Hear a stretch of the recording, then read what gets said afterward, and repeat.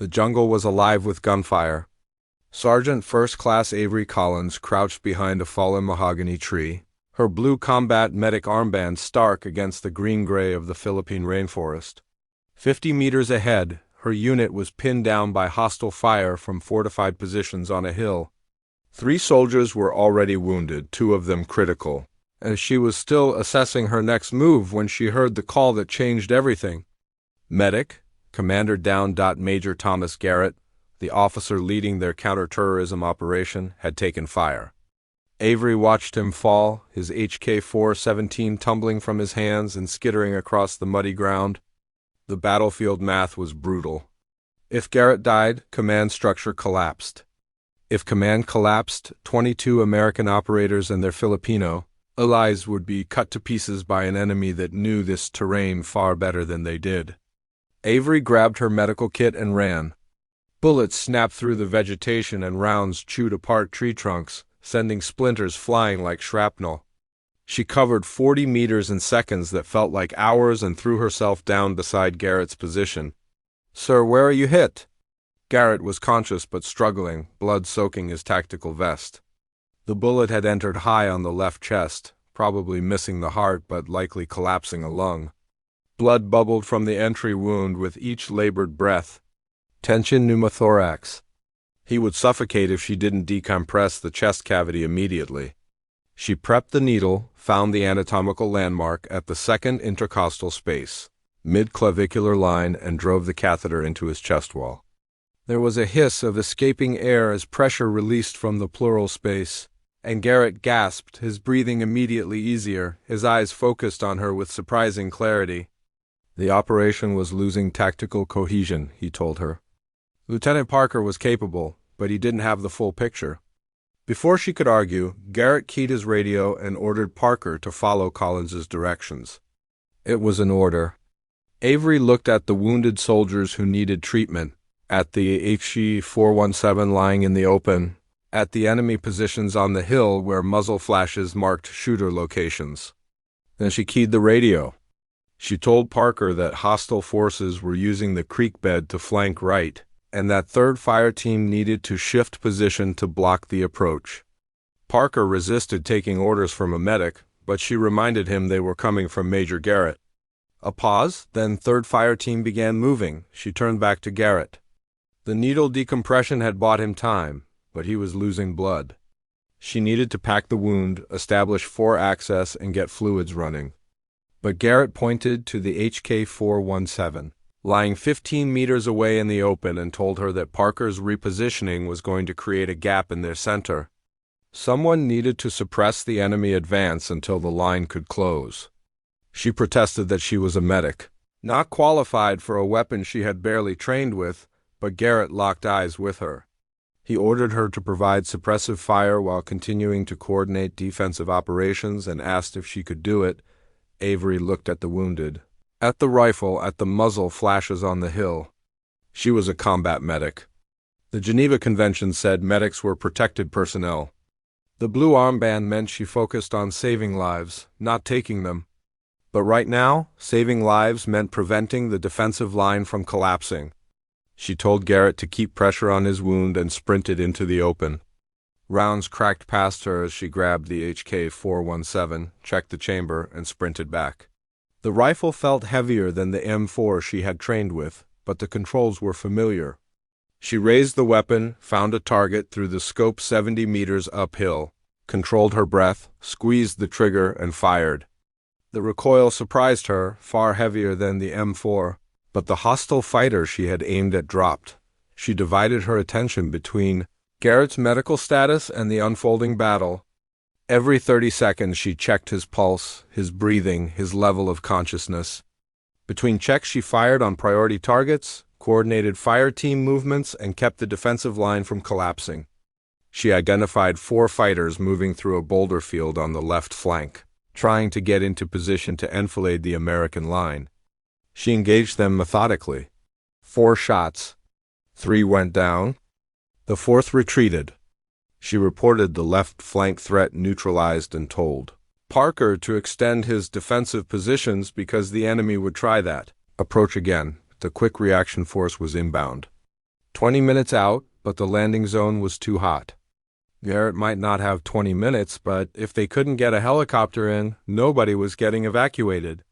Avery fired again, punching the HK-417's heavy round through the jungle vegetation into a hostile machine gun position. She marked priority targets, and American machine guns responded, systematically reducing the enemy's ability to suppress the landing zone.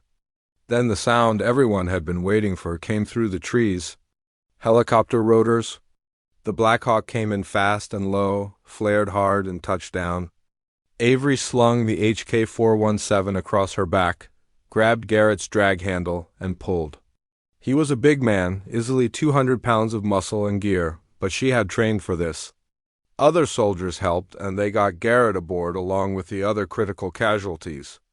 Avery climbed in last, her blue medic armband now stained with mud and blood. As the helicopter lifted, hostile fire resumed and rounds pinged off the armored hull, but they were airborne and climbing. Avery knelt beside Garrett and checked his vitals. She waved the flight medic to the other casualties. She had the major. Garrett's eyes opened. They had made it, he said weakly. She told him he was going to be fine. The wound was packed, bleeding controlled, airway secured. He would be in surgery in 30 minutes. He coughed and winced, and told her that a combat medic coordinating the defense and engaging enemy positions with his personal rifle was going to make for an interesting after-action report. She told him to rest and stop talking. He smiled despite the pain and told her she was one hell of a medic. The hospital at Clark Air Base was efficient and well-equipped. Garrett went directly into surgery, and the doctors said he would recover fully. Avery sat in the waiting area still in her mud-stained uniform, her hands shaking slightly from residual adrenaline. Lieutenant Parker found her and sat down. He had been an infantry officer for 6 years, he told her, and had worked with dozens of combat medics. He had never seen one do what she had done that day. She had made independent tactical decisions, read the battlefield, engaged targets, and coordinated fire team movements, all while treating casualties at the same time. She told him it was training and necessity. He told her she had operated like a squad leader or platoon sergeant. While treating a sucking chest wound and firing a battle rifle she had never used in combat, and that she needed to understand this changed things. The brass would want to talk to her before she could respond. Colonel Richard Stone entered and brought both her and Parker to a conference room where Brigadier General Patricia Vega was reviewing tactical maps. Vega had read the reports. Multiple witnesses confirmed that Collins had coordinated the defensive operation after Garrett was wounded. She asked for Avery's account directly, and Parker made sure the full picture was on the table, describing how Collins had identified the flanking threat, coordinated fire team repositioning, marked priority targets, and engaged multiple enemy positions with the HK-417, all while treating Garrett's critical chest wound. Vega asked where a combat medic had learned tactical coordination skills. Avery told her she hadn't. She had just been able to see what needed to happen. The terrain, the enemy positions where their people were vulnerable, and she had told Parker what she saw. Vega exchanged a look with Colonel Stone, then told Avery she was being recommended for the Silver Star. Avery's eyes widened. She started to protest that she didn't deserve it, but Vega cut her off. Garrett had submitted the recommendation before going into surgery. Parker had endorsed it. Stone supported it. Vega was approving it. Avery had demonstrated exceptional valor under fire, saved her commanding officer's life, coordinated a defensive operation, and engaged enemy forces to protect wounded personnel. That was exactly the kind of action the Silver Star recognized. Avery said she was just doing her job. Vega told her that her job was saving lives, and she had done it with a medical kit and a rifle at the same time. She told her to own it. 3 months later, Avery stood in front of a classroom full of combat medic students at Fort Sam Houston, feeling deeply uncomfortable. Major Garrett, fully recovered and back on active duty, had introduced her, and now she was supposed to lecture about tactical decision-making. She was a specialist who had been a combat medic for less than 3 years. She started awkwardly and walked them through it all. The firefight, Garrett going down, the chest wound, the deteriorating tactical situation. She told them she hadn't wanted to do any of it. She was a medic and tactical coordination was not her job. But Garrett had been right. Someone had needed to do it, and she had had the best position to see the battlefield. So she had done what needed to be done. A student asked how she had known what orders to give when she had no infantry training. She told him she had just looked at the terrain, watched how the enemy was moving, and figured out where they were trying to go.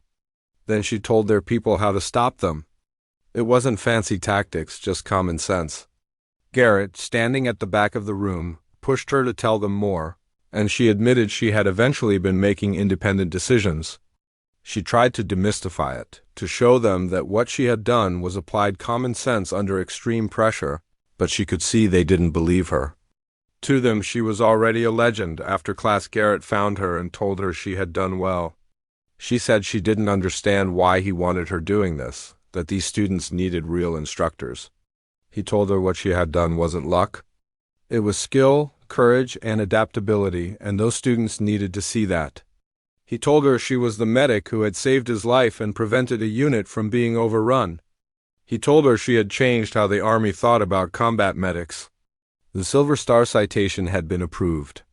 She was being promoted to sergeant, and there was talk of creating a new advanced tactical medic specialization based on her actions. Medics cross-trained in infantry tactics and enhanced weapons qualification. She said it wasn't necessary. He told her she had already proved that it was 6 weeks later. The Silver Star ceremony at Fort Bragg drew more attention than Avery had expected. The brigade commander pinned the medal on her dress uniform while Garrett stood at attention in the front row, fully recovered and grinning with pride. The citation was read aloud, commending her for gallantry in action, for providing life-saving medical treatment to her critically wounded commander, while simultaneously coordinating defensive operations and engaging hostile forces with precision fire. It still felt surreal. She had just done what needed to be done. After the ceremony, a young private approached her, hesitantly, and told her he was shipping out to medic training the following month. He asked if she was scared when she had to fight instead of heal. She told him every time. Fighting wasn't what she trained for, and it wasn't who she was, but sometimes it was what was necessary to protect the people she was trying to save. He asked how she dealt with it. She told him she remembered why she was there. She was a medic. Her job was keeping people alive. If that meant treating wounds, she treated wounds. If it meant coordinating fire, she coordinated fire. If it meant picking up a rifle, she touched the silver star on her chest, then she picked up the rifle. Whatever kept her people breathing, Garrett found her after the ceremony ended and asked how it felt. Strange, she told him. She was still processing everything. He told her she had changed doctrine, that the Army was implementing the Advanced Tactical Medic program based on her actions, and that future combat medics would train for exactly what she had done. She said she hoped they would be better prepared than she had been. He said they would be because she had shown them what was possible. He told her he was glad she had been there that day, that he would be dead without her. She said he would have done the same for any of them. Maybe, he said, but she had done it while holding off an enemy force with his HK-417, and that was what made her extraordinary. Avery looked at the Silver Star, then at the blue combat medic armband sewn onto her dress uniform. Healer and warrior, both at once, neither role diminished by the other. She had saved her commander's life with a medical kit, then picked up his gun and saved everyone else. And somehow that combination had made her something the Army had never quite seen before. The medic who proved that healers could fight when their people needed it most.